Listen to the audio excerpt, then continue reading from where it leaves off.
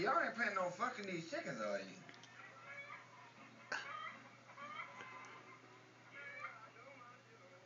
What the fuck are you getting at? Do you fuck chickens? Well, I ain't thought about fucking some chickens before. If you want to have a good time and you need some pussy, you can cut that chicken's head off, stick your dick in that ass of that chicken, and that damn chicken will go crazy on your ass and go.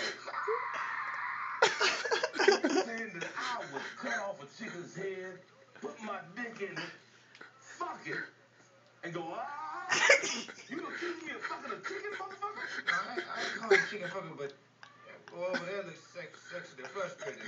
I don't approve.